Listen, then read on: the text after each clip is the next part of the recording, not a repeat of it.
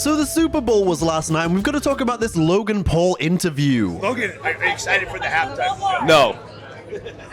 Of course, this revolves around WWE's Logan Paul and arguably the greatest celebrity wrestler ever, Bad Bunny, who absolutely killed it in his halftime show, by the way. Although I was waiting for the Booker Man to make a cameo and hit a spinneroonie as Buddy performs Booker T, but okay. This interview has a lot of people pissed off at Logan Paul because they perceived it to be quite hypocritical, given what he would follow this up with. It began with Jake Paul spouting off saying that people should turn the halftime show off like he did. He says Bad Bunny is a fake American, and clearly Jake has taken a few too many hits to the head. Jake would then go on to say that the word fake was being misinterpreted, saying he's not a fake citizen because he's Puerto Rican. He loves Puerto Rico and all Americans who support the country. Bunny is fake because of his values and criticism of the great country. And then he would continue to go on about him living in Puerto Rico and ICE and criticism of ICE and love being more powerful than hate. And then he woke up in the morning and said, I don't know what happened last night.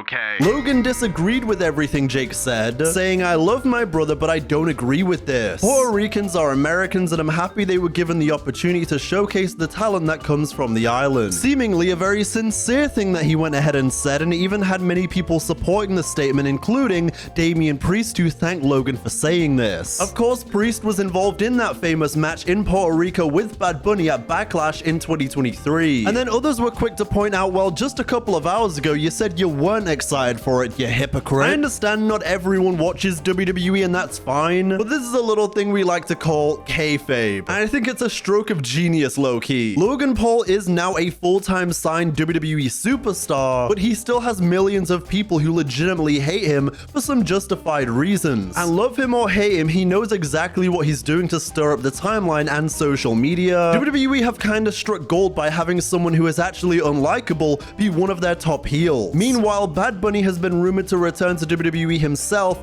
after his recent huge successes and impressive showing last time we saw him in the company. Bad Bunny has also now wiped his Instagram completely, so do with that what you will. But to me, I think we might see San Benito as soon as tonight on Monday Night Raw. That's my prediction. To me, this is clearly Logan Paul just being a heel in the guise of professional wrestling, and he is simply working towards the money match that is more than likely in the cards, Bad Bunny versus Logan Paul. Most people who are in the wrestling bubble believe it's clear Logan was just in character, and I mean, realistically, the fact that he's caused this much of a storm off of 2 letters is kind of insane. But if you're outside the bubble, I can understand why you'd be quick to jump at the perceived hypocrisy. There's no doubt that this would be one of the biggest celebrity turned wrestler matches they could build to. Bad Bunny will bring in even more mainstream eyes and viewers to the product like he's done before, as would Logan. And unlike the bad press they got from working with Travis Scott, I'm sure both men would do business here. It's money whether you like it or not, and they can both actually go whether you like it or not. And I definitely know that WWE is the kind of company where like all press is good press. I don't really think Triple H cares if some people are like, with Logan Paul at this point. And this incident is only going to get more eyes on the product when that match finally happens. So let me know down in the comments below, what do you think about this situation? Then we have to talk about this drama surrounding AEW's and formerly WWE's Ricochet. He reportedly infuriated a lot of people in WWE after he publicly stated the company ruined his legacy. He noted on similar things happening to Balor, Shinsuke, and Apollo, how they destroy the love for the sport and legacies in general. He even noted on how they made him IC champion so he wouldn't leave, like they've done with others before. But he mentions how it meant nothing to him. Additionally, he noted on El Generico having a better legacy than Sami Zayn, and I'm unsure why you're comparing those completely unrelated wrestlers, but he got a response out of Sami Zayn, even if it was a bit subtle. Sami dropped a video on Twitter of Mike Tyson saying he doesn't believe in legacy and how it's just another word for ego. Oh, no, I don't believe in the word legacy. I just think that's another word for ego. Legacy doesn't mean nothing. That's just some word everybody grabbed onto.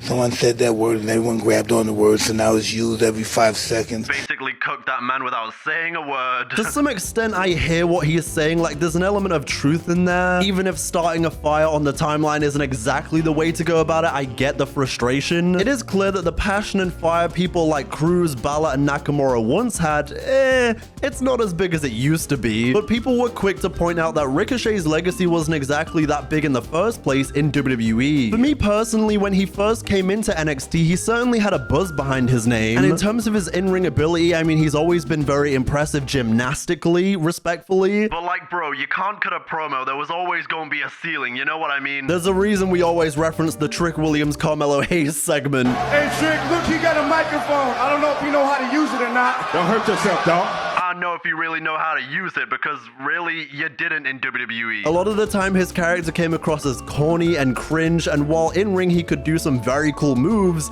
you need a bigger package to build a bigger legacy, bro. Since he came to AEW, Ricochet's run has been arguably very underrated. In my opinion, he's had quite a good showing, whether it's been getting over the laugh or becoming national champion. I think he's really helped get the Gates of Agony out there, known to more people, and elevate them a little bit. And additionally, I think the stuff he initially did with the Hurt Syndicate was very entertaining as well. To me, I think he does just fit better in AEW. Well, that's just my 2 cents. Let me know what you thought about all of this in the comments below. And then moving on to another story we have to talk about today, LA Knight is making headlines because of what he reposted on Instagram. He reposted something in response to Donald Trump's recent tasteless meme about Barack and Michelle Obama, which literally depicted them as apes. The meme LA Knight reposted basically says Trump is a known racist and pedophile.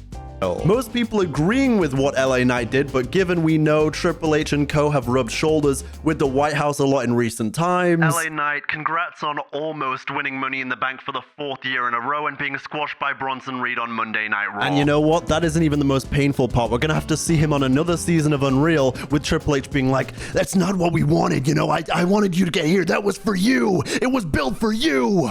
It's what we do! Then, speaking of the Vision, Bron Breakker has reportedly undergone surgery for a serious hernia. Breakker hurt himself from flipping over the announce table last week on Raw and as such required surgery. Given that Breakker has been riding a wave of momentum this last year, people have speculated on his WrestleMania likelihood, and the rumored match with Seth freaking Rollins upon his return from injury as well at that show. When it comes to hernia surgery, typically full recovery can be between 4 to 8 weeks. However, that time frame is more so linked with just getting back in the gym, and if it's more serious like the report notes, then it can risk re-rupturing the injury and needing more surgery or more time off. Although, let's be real, fellas, this is a Steiner we're talking about, okay? This is Bronson Steiner, okay? He's a genetic freak. They're not normal. Given Mania is in mid-April, there is certainly time for him to make it back for a match, but I question how much build there could be in this time, especially given that we don't know when Rollins would come back or if that match is even happening. As you may have heard recently, a lot of plans have changed when it came to Breakker and the World Championship. Initially, there were plans of CM Punk winning the Elimination Chamber and going on to WrestleMania to face Cody for the title, along with original plans of Breakker going on to win the Royal Rumble and the World Championship, but obviously,